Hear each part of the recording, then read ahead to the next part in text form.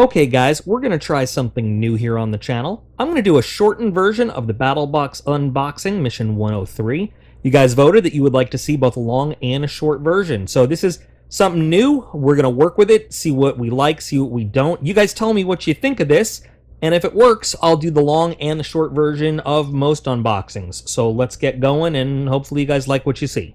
The first of the 4 items in the basic box is the Fox Edge FE004. It's a basic knife. I wasn't very impressed. 8CR13 MOV steel, not bad for, EDC, but overall, like most Fox Edge knives, I thought it looked very, very gas station-like. I was not impressed with its action at all. I wasn't impressed with the feel. Fit and finish was okay, but, overall, there's 1.5 million knives I'd rather have. Blade was okay. It came out of the box sharp and well finished, but I would never buy this knife on my own. It gets a sad llama face. Item number 2 in the basic box was the Atwood Ready Rope Micro. Now, a lot of people don't like this micro cord. They're not sure what to do with it. I like it. There's some times where 550 cord is just a little bit big or bulky. This fits in tight places. It lets you save the 550 cord for the real weight-bearing material you might need it for, and you can use this for a lot of stuff. This little spool dispenser, it has a razor-sharp cutter on it. It has a little cincher to hold your cord down so it doesn't just get all spilled out willy-nilly all over your stuff. It even has a little compartment in the bottom where you can store some items, or, specifically a little microbic lighter so you can melt the running end so it doesn't get all frayed going all over the place.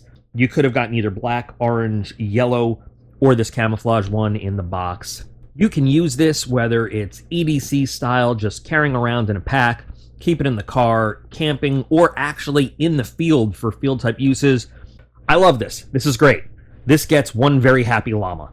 The final item in the basic box was this 2-pack of Clean Freak wipes. We had the smaller sized flushable wipes and the larger non-flushable wipes. They're scented. There are a few unscented ones in each package.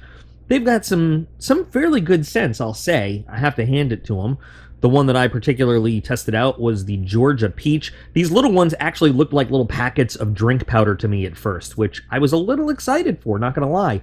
But overall, look, I'm not looking for baby wipes or grown-up wipes, whatever they may be, in Battlebox. I was not pleased by these at all. We've gotten them in not just Battlebox, but several subscription boxes, and I do understand the concept behind these, or maybe I don't. I don't know. I've had to take plenty of baby wipe showers out in the field back in my days in the military, so it's not like I don't understand how you would use this. My point is, it's not the kind of item that I am looking for in any kind of subscription box. If I want something like this, I'm going to go out and buy it. Talking it over with Giggles, mainly she, but we did come up with some ways that they could be sort of incorporated into family use. Maybe give one to the teenage boys to stick in their lockers for stinky days at school, although, take a shower after gym class, you stinky bastards. Whatever. I'm just not thrilled. It gets a bored llama. Only one item in the advanced box, and it's this extra large Faraday bag by Silent. Faraday bags will protect your electronic devices from being on the grid, if that's what you're interested in for the time they're in there, and from incoming electromagnetic rays and waves and such to that nature. Look it up if you're unfamiliar with how it works, but this is a bag big enough to hold multiple devices. It all depends on how big your device is, but in testing it does work. You put a phone in it, you try to call it, and it does not have service. How you use this bag is up to you, whether you want to disappear off the grid for a little bit or you just want to keep some devices safe from any kind of interference or anything like that. Logically speaking, keep in mind, if you think you're going to put like a radio or, a cell phone or a GPS or something in here, just think ahead. If there's some kind of giant EMP, is all the infrastructure that your device requires to work still going to be operational also? But that's an entirely different subject. It's a well-made bag. It has a lot of room to put multiple devices in, and it's a very niche product, but in that situation, it'll probably work for what it's intended. From what I understand, Faraday bags can also be used to safeguard yourself from those scan and steal type crimes where criminals might be able to scan any kind of RFID or steal electronic data, like kind of clone your electronic keys and break into your car or stuff like that. That's not a real big thing where I'm at here, so I'm really not up on that, but I understand in a lot of places that is a much bigger category of crime. I personally don't have a lot of use for this specific item. We're probably going to gift it to somebody that will really appreciate it. I would have rather have seen some more multi-use, multi-situational gear in there, so I gotta give it a board llama. One item in the Pro box, but it is great. It is a 10 to 30 times zoom, 60 millimeter optics binoculars by Barska. These things are awesome. I've been messing with them, and the boys have been playing with them since we got it.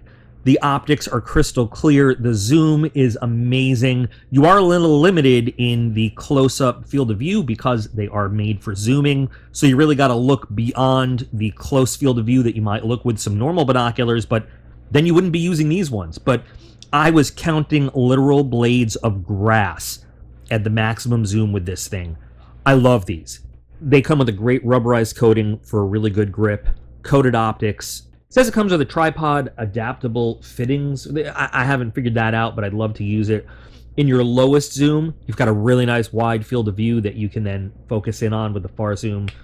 We've gotten lots of binos in several boxes, even Battlbox, and I think we've gotten Barska before, but not with this kind of clarity and with this much up-in-your-face closeness.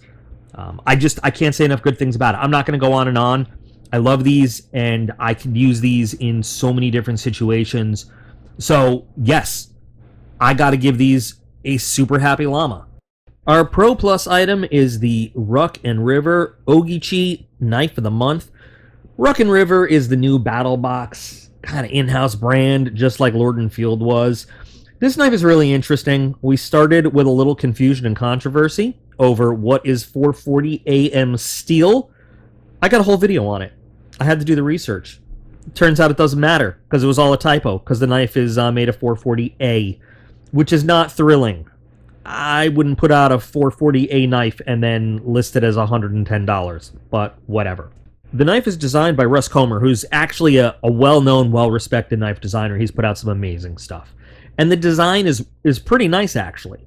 It's got a micarta handle that's finished really smoother and finer than most micartas I've seen. You can take that either way. Either it's smoother and more comfortable, or it's smoother and doesn't give you as good a grip. I don't know which way it goes right now, but it is a very finely refined handle, and it is very, very comfortable to hold. The blade is a little thin, but it's a really nice blade shape and design. It is finished outstandingly sharp out of the box, I have to say. It is a nice hollow grind knife. It's got a really nice finish on it. I mean, aesthetically speaking. It feels very lightweight for its size, and I'm honestly looking forward to taking it outside. We've got a really rainy weekend here, but taking it outside and doing some stuff with it. I'm a little put off by the 440A. I think for the price, they owed us at least a 440C blade, but 440A has the advantage of being a little bit more corrosion resistant. So let's see how it does. I mean, overall, still paying over $100 for 440A just bugs me. After working with it outside and seeing how the steel performs, a really well heat-treated 440A is better than a poorly heat-treated 440C. But as for now, based on the steel choice and everything versus price, it ends up sitting firmly with a board llama. At the end of the box, we had 7 total items, each bag of wipes counted as their own. So let's tally up all of our llamas. We had 1 sad llama. That was our Fox Edge knife. We had 3 board llamas. We had 1 each for our package of wipes and for our knife of the month. And we had 2 happy llamas. We had 1 for the Atwood Ready Rope, and we had 1 for the binoculars. That gives us a happy lamage percentage of about 28.6. But that's it. There we go. That is our short box presentation. Tell me what you guys think. Do you like this format? Do you like the long explanation, talking through format? Or would you like to continue to see both? Would you like to see this expanded to multiple boxes? What'd you guys think of this? So thanks, guys, for giving this one a shot. Remember, you are all absolutely awesome, and I appreciate every single one of you. And I'll be back again real soon.